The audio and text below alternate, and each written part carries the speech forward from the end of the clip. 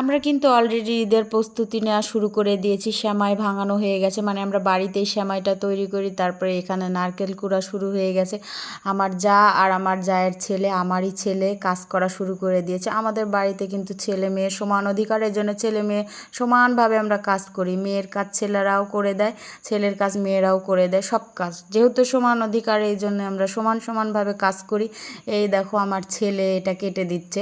আমার জায়ের ছেলে মানে আমরা কিন্তু বলি আমারই ছেলে। নারকেল কুচি কুচি কুচি কুচি করে সুন্দর করে কেটে দিচ্ছে। আর আমার যা নারকেল কুড়ছে, এটা কুড়নিতে, এটা হচ্ছে সেমাইতে দেওয়া হবে। ঈদের প্রস্তুতি অলরেডি সব ডান। আমরা মুরগি খুঁজতেও বের হয়ে যাব। তারপরে তোমার সেমাই ভাঙানো হয়ে গেছে সব কিছু। আমরা কিন্তু বাড়িতে ভাঙানো সেমাই খাই, ওটা খেতেও সেই স্বাদ। তারপরে এই যে নারকেল কুড়া হয়ে যাচ্ছে।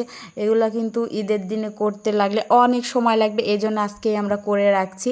তারপর এই দেখো সেমাই ভাঙানোর কথা বলছিলাম তোমাদেরকে, এখানে কিন্তু সেমাই ভাঙানো হচ্ছে, যেটা হচ্ছে যে ময়দা দিয়ে একদম বাড়িতে নিজে হাতে। এটা খেতে যে কি পরিমাণ স্বাদ বন্ধুরা, তোমরা যারা যারা খাইছো অবশ্যই কমেন্টে বলবা যে আপু খাইছি। আমরা কিন্তু খাই। এটা হচ্ছে গমের আটা দিয়ে হচ্ছে, এটা কিন্তু ধানের আটা দিয়েও করা যায় সেদ্ধ করে। তারপরে এখানে হচ্ছে এটা হচ্ছে কি হাঁস বলে, এটা হচ্ছে চীন হাঁস। তোমরা কে কে চিনো অবশ্যই কমেন্টে বলবে। এটা হচ্ছে চীন হাঁস, হচ্ছে পরিষ্কার করে ফ্রিজে রেখে দিব। মানে ঈদের দিন শুধু নামাজ পড়ে এসে রান্না করবো আর খাবো খাবো খাবো খাবো তিনবারই। আর ঈদের দিনে এত কিছু করে সব কিছু করে রান্না করতে করতে বিকাল হয়ে যাবে, এই জন্যে আমরা সব কিছু আগেই করে নিচ্ছি।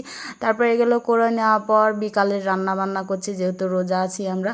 এটা হচ্ছে কবুতরের মাংস হলো, আর এটা হচ্ছে দেশি মুরগির ঝোল হচ্ছে। এগুলো আমার যা রান্না করছে, আমাকেও খেতে দিবে ইনশাল্লাহ। আমার যারা কিছু রান্না করলে আমিও পাই, যেহেতু আমি শহর থেকে আসি, এজন্য আমাকে সবাই একটু আদর করে করে দেয়।